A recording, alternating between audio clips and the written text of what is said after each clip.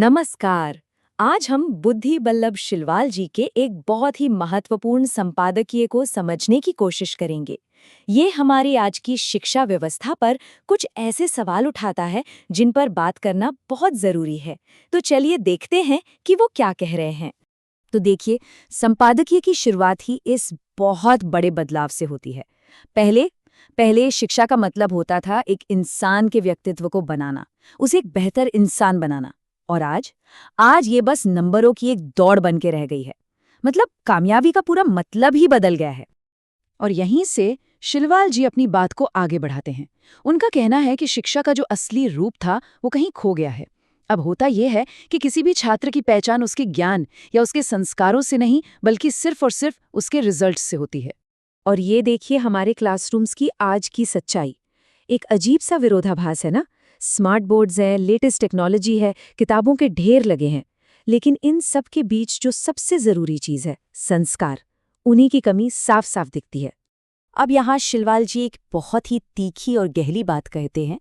शिक्षा, जो कभी समाज की सेवा का एक जरिया हुआ करती थी, वो अब धीरे धीरे एक प्रोडक्ट बनती जा रही है।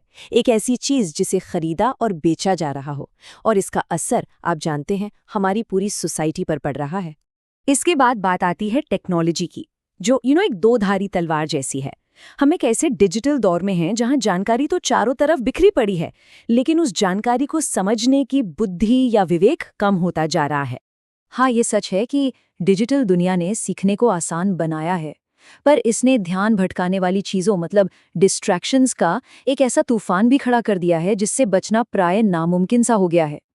इसने छात्रों के जानकारी को ग्रहण करने के तरीके को ही पूरी तरह बदल दिया है। और ये होता कैसे है? ये पूरी प्रक्रिया कुछ इस तरह से काम करती है।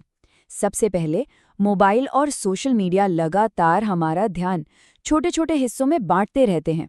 इसका नतीजा क्या होता है? छात्र जानकारी तो बहुत सारी जमा कर लेते हैं, लेकिन उस जानकारी को सही समझ और विवेक में बदलने की जो क्षमता है, वो विकसित ही नहीं हो पाती। तो फिर सवाल ये उठता है कि इसकी जिम्मेदारी आखिर है किसकी? शिलवाल जी यहाँ बिल्कुल साफ कहते हैं कि इसके लिए किसी एक को दोष नहीं दिया जा सकता। ये एक साझा विफलता है, अ कलेक्टिव फेलियर, जिसमें हम सब कहीं ना कहीं शामिल हैं। देखिए, ये कोई एक तरफा दबाव नहीं है, ये तो एक पूरा मकड़ जाल है। एक तरफ शिक्षण संस्थान है जो अच्छी रैंकिंग के लिए एक दूसरे से होड़ कर रहे हैं, दूसरी तरफ माता पिता हैं जिनका पूरा ध्यान सिर्फ अच्छे नंबरों पर है, और इस सब का सीधा असर छात्रों और पूरे समाज पर पड़ रहा है। और इस सब का नतीजा क्या है? अब हम संपादकीय के उस हिस्से पर आते हैं जो शायद सबसे ज्यादा चिंताजनक है, कि जब शिक्षा व्यवस्था से संस्कार और नैतिक मूल्य गायब हो जाते हैं तो उसका अंतिम परिणाम क्या होता है?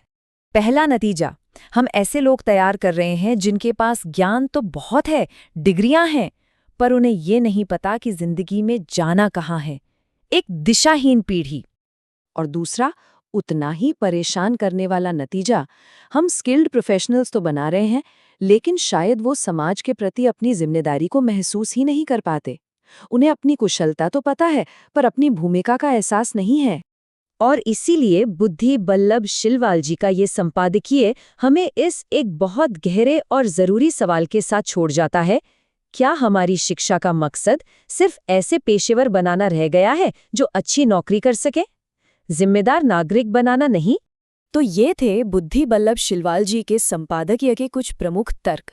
ये बातें वाकई हमें इस पर गहराई से सोचने के लिए मजबूर करती हैं कि हम अपनी आने वाली पीढ़ियों को असल में दे क्या रहे हैं, सिर्फ जानकारी या फिर एक सार्थक जीवन की दिशा भी? इस पर विचार करना बहुत जरूरी है।